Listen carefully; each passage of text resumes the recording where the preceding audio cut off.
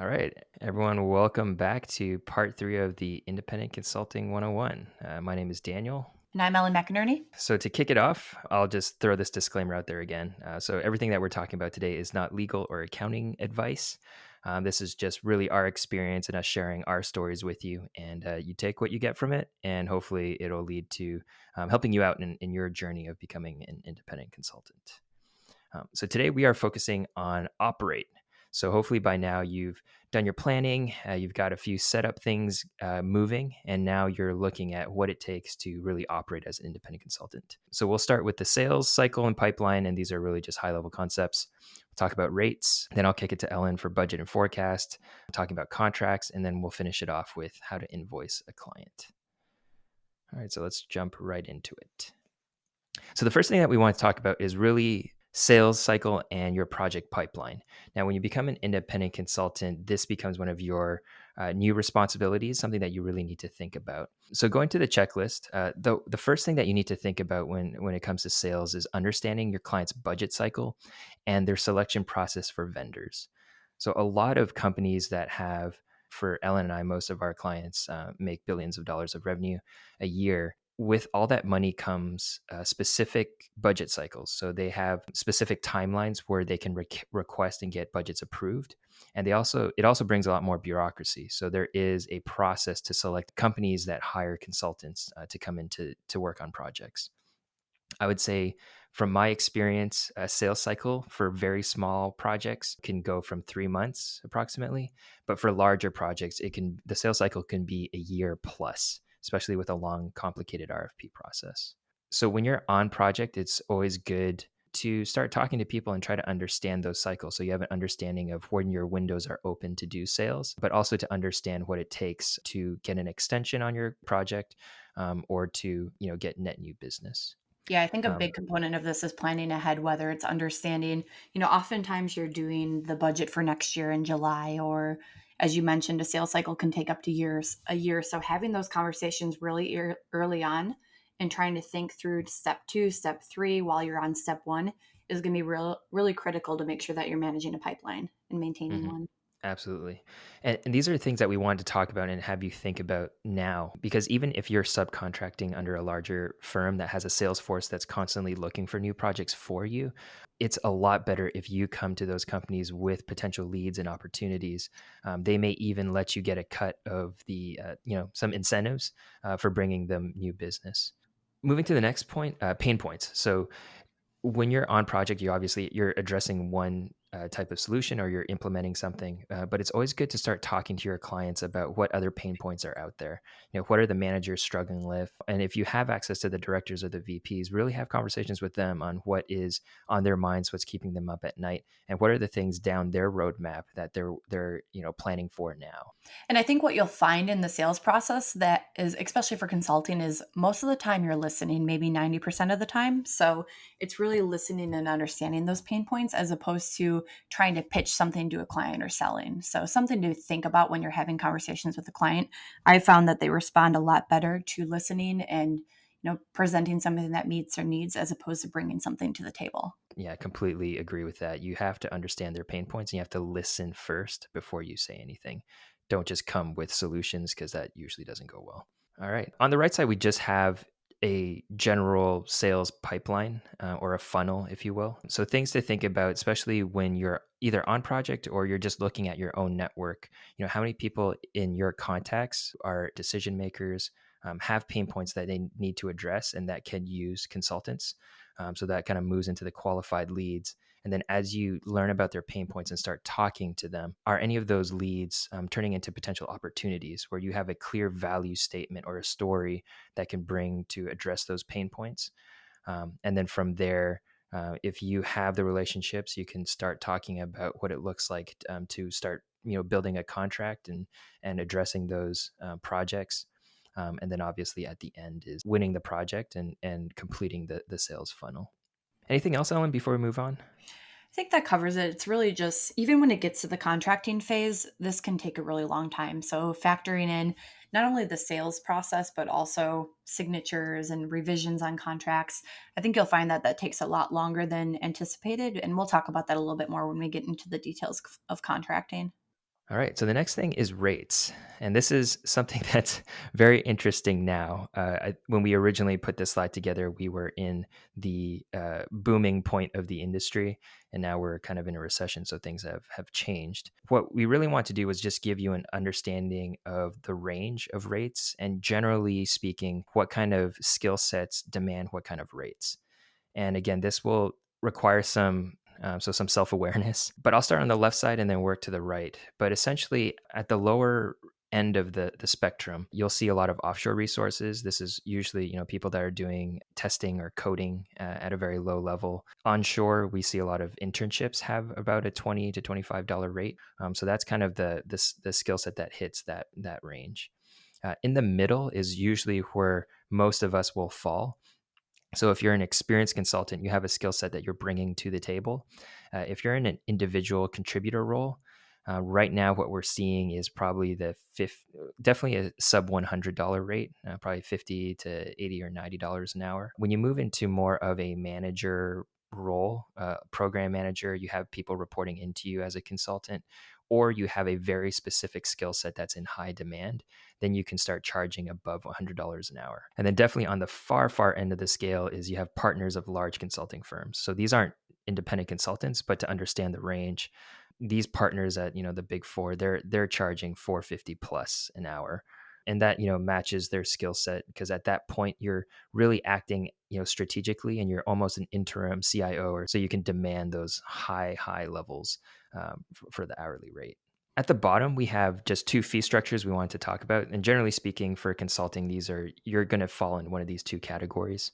But a fixed fee is essentially you plan out what the length of the project is and how much work is going to go into it, and you bill just that one dollar amount. And then what you usually do is you bill it out evenly distributed across the months of the project. On top of that, usually there will be some kind of consideration for expenses. And most consulting firms, they'll try to do a 10 to 20% of the total fixed fee as the expenses. And usually there's a not to exceed clause on that. The next is time and materials. So as an independent consultant, you will likely be in this structure.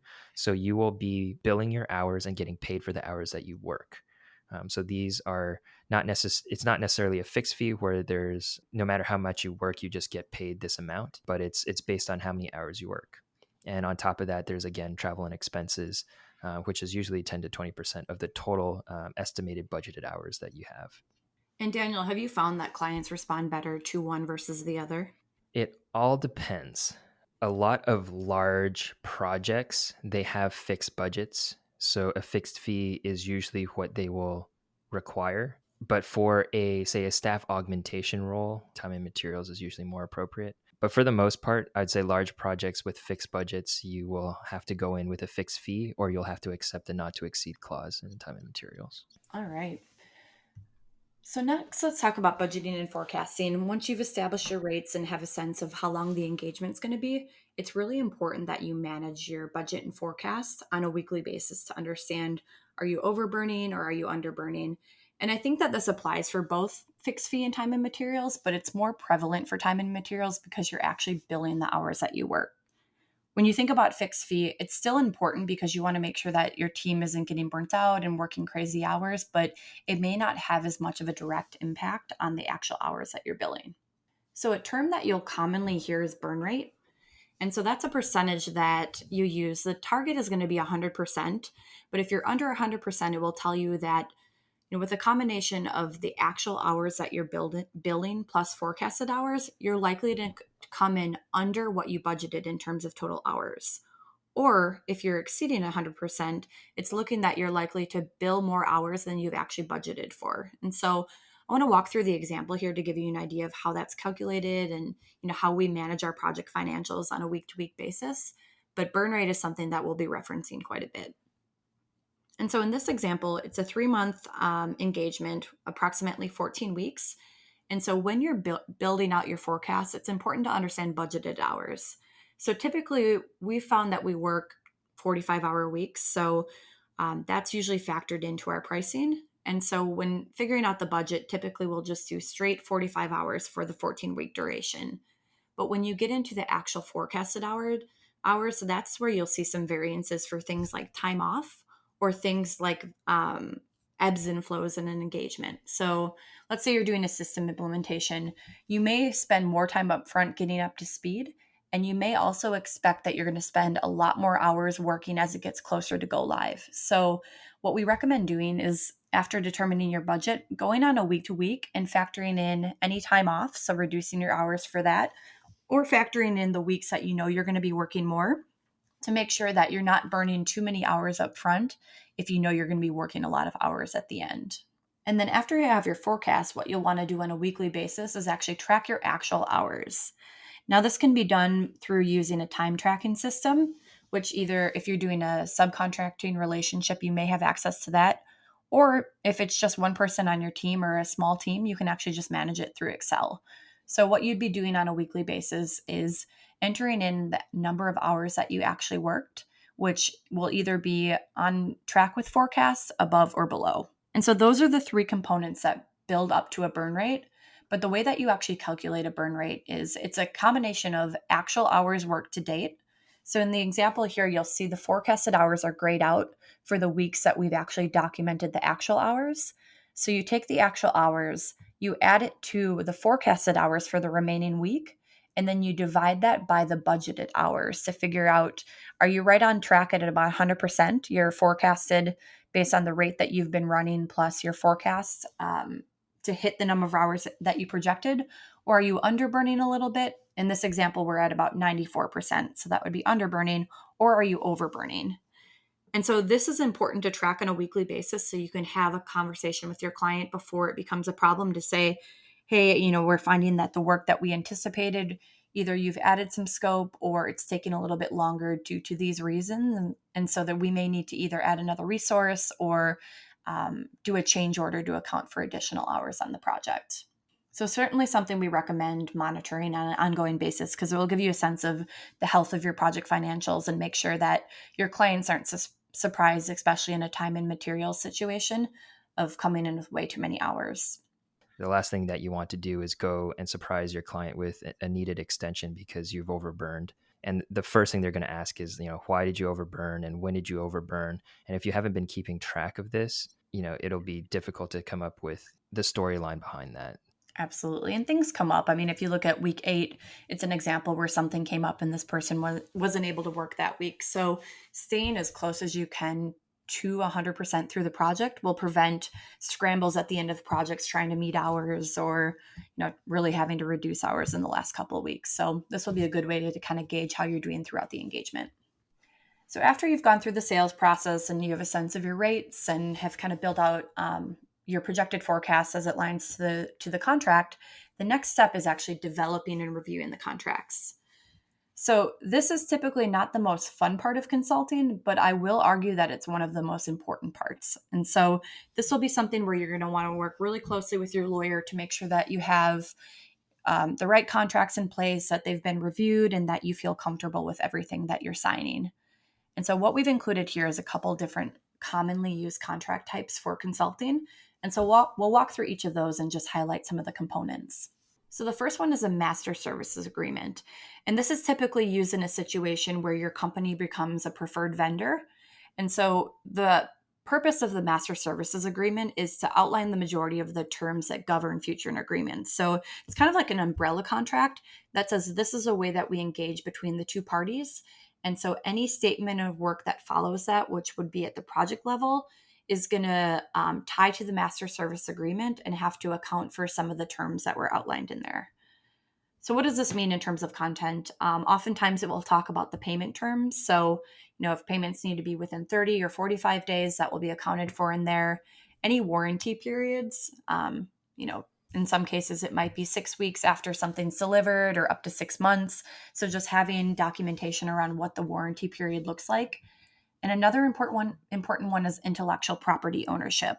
And so I've seen some prior MSAs where it talks about any intellectual property that's developed with this particular client is something that's owned by the client. So it's important to work closely with your lawyer to make sure if you're using something that you use for all of the engagements to make sure that you're not violating anything that you wouldn't be able to reuse going forward. So make sure your lawyer's engaged in that and that you're building something that makes sense.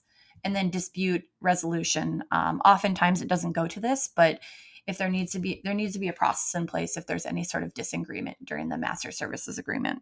So next, a more commonly used one is the statement of work. And so this is typically tied to a project. And so it'd be if a client hires you to complete, a set of work during a set period, that's where you'd be creating an SOW. So things that are included on here is obviously the project name, the start date and the end date of the engagement, and then most importantly, the scope of work, any underlying assumptions, and then ultimately what you're going to deliver. So while you work with your lawyer, they're going to turn to you for things like scope of work and assumptions. And this is where I would say it's really important to focus your energy. As you're outlining the scope, sometimes I find it helpful to say, as much as you want to highlight what's in scope, sometimes it's helpful to highlight what is out of scope so you can be very clear about the work that's going to be done. I found a lot of times during the sales process, you might align on what you think you're doing. And then when it comes to contracting, you find that there's some big differences there. So spending a lot of time to make sure that you're aligned with the client on scope and assumptions is going to be really, really critical for the success of your project going forward.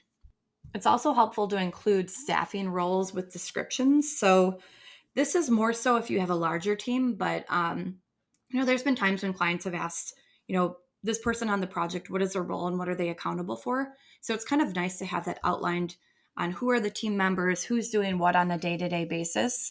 I would certainly avoid including names because there are oftentimes changes of team members on projects. And so having names in the contracts can make things somewhat challenging. So certainly would avoid that. But some clients do appreciate knowing the different roles and what each of the team members will be doing. And then other things like service fees, travel expenses that we talked about in some of the pricing, invoice and payment schedule. It's nice to outline so the client knows ahead of time when they're going to be receiving invoices and what the expectations are around payment. And then change order process, which we'll get into next. And then ultimately signatures. So change order process, this is a good thing to have in place as part of your statement of work. Oftentimes when I've used this, it's been just an extension of the work that you're doing. So either they've added on some work and it's going to take an additional month, rather than creating a new statement of work. It's nice to have a change order that essentially just extends the dates and allows a client team to continue to do what they're doing. Or if you're adding a new team member of the project, you need to factor in the fees associated with them or any changes in scope. So having that outlined in your statement of work will make things a lot easier if and when you need to do a change order. And so typically that will include the effective date. So if there's any changes in the effective date, then you'll want to factor that in there. And then also just a description of why the change is necessary. These are usually pretty short contracts. I think I see them about like one page, but being able to quickly identify this is why the change is happening. This is the details of the change, whether it's scope, timeline, adding a staff member, or changing the fees. But making sure you have all of that included there is really important. So contracting can take some time. I've seen it take anywhere from, I would say, up to 2 months. Daniel, I don't know if you've seen longer than that, but it's important when you're thinking about creating contracts that you're setting a realistic start date, because I've seen times where we've gone back and forth a number of red lines and finally get a contract signed, and then it had a start date that was a few weeks prior. So this is certainly a step that can be very tedious, but it's very important. Yep. Yeah. I've seen about the same. I know when I was contracting directly with the client, obviously there's some power dynamics there. So really all the red lines, if I disputed them, they can just say, well, you can, go somewhere else. So I didn't really have much choice in the red lines. And so it obviously moved a lot quicker. But if you're working for a larger firm, they have, a team of lawyers that regularly review these. Yes, it can take a long time because the lawyers need to talk to each other and make sure that they're all on the same page, and that can take a long time. And I would expect too the MSA would probably take the longest of it all, because those are typically Hmm. longer standing contracts at the company level. So I think that's something that certainly will take a while to negotiate if you need to have that before you create a statement of work. Yep.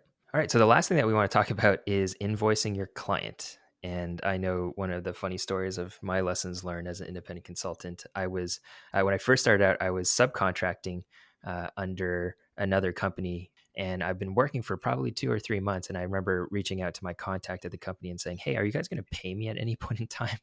And she goes, "We will, but we haven't received any invoices from you." So lesson number one: invoice your client or you won't get paid. And that was just, something stupid on my end. But when you're a W-2 for your entire life, you don't really realize that invoices are a thing. So Don't we've make that included mistake. yeah, kind of important. So this is just a standard template that we have up here, and we also have it in our resources section of the online community.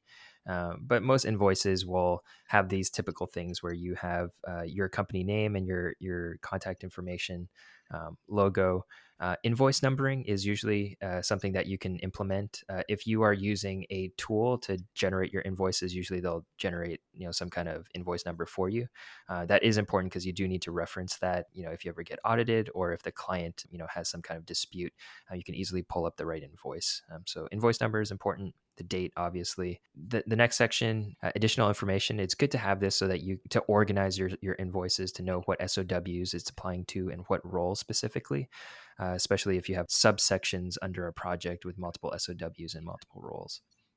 And then some directions on the payment, who they need to write out the check to, or who what company, or if it's an individual. And then the description, or in the detailed section, this is where sometimes you'll have the names. Depending on their client, they might require that or not. But in this template, you have your resource name, the description of what it is, and usually it's the two. You'll have your fees for professional services, so that would be all your billable hours into that line item, and then your expenses, which would be just the total for the month. Now, some clients, if you have expenses broken out and they're paying for it, they may require the details of all your expenses. So there may be an attachment to this invoice that would have every line item for everything that you're charging from an expense standpoint, and including copies of original receipts. In this, there's usually no sales tax or shipping or handling involved, so those might not be needed. And essentially, the subtotal would be your total due. And depending again on your contracting terms, the due date of when they need to pay might be a net 30, net 60, based on when you submit the invoice. Any thoughts, Ellen, on invoices, or pretty straightforward? Yeah, I think pretty straightforward. I do like having the schedule. I think it makes it easier, and then your client may tell you if you didn't Mhm. follow the schedule as well if you never submit an invoice. Yeah. Yeah. When I used to invoice directly to the clients, I'd always have my invoice, and I'd have a separate PowerPoint that would summarize the hours and that I've worked, and then a summary of the work that I did for the month. So if there was any questions or disputes about what was going on, that summary was always available. And I think that clients really appreciated it too, because it was kind of a monthly reminder that this is the work that I'm doing, this is the value that I'm bringing, and these are the amount of work that I'm doing for you. And I know the clients really like that. So that's just kind of bonus points on top of the invoice. Yeah, I like that idea. All right. Well, that concludes our very quick Independent Consulting 101 course. Again, for each of these lessons, we'll have attachments. I would also recommend checking out our resources section. So we have additional templates, project assets, and quick guides, reference guides that you can use on your projects that coincide with a lot of stuff that we talked about here. So hopefully this has been helpful for you. And if you have any questions or additional feedback, definitely utilize the comment section. We will continue to improve this, and we may even add some monthly topics that we can attack as a community and dive a little deeper on some of these. Really appreciate you sticking around and listening in. Thanks, everyone.